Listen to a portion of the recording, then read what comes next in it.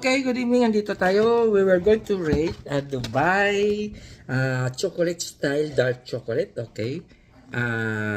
We will rate this one pistachio flavor. This is made in Lithuania.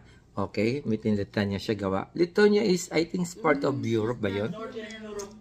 Northern Europe siya. Yun, Northern Europe. Ano po na eh? Meron siyang pistachio. Oh, pistachio. Ito, pistachio. We will take.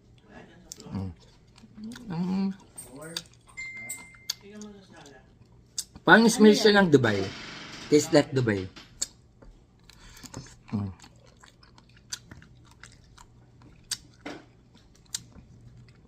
Still ice cream.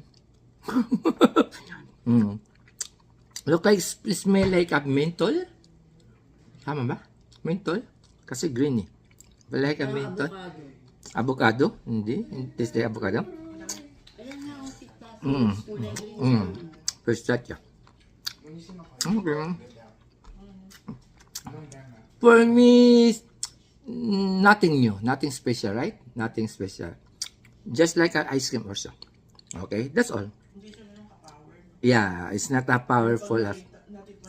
Yeah, something if you taste it, you will say that, wow, that's according to Jane Bliss. Yeah, but it's nothing special. Yeah, it's still ice cream. I just try Dubai. Yeah, it's a sale in Frisco. Just $10, 6 pieces. From the $11, the original price is only $1 save. Okay, just try. Pistachio, Dubai. Yeah. Thank you, bye. God bless. I love you. Thank you for watching. Dubai. Try.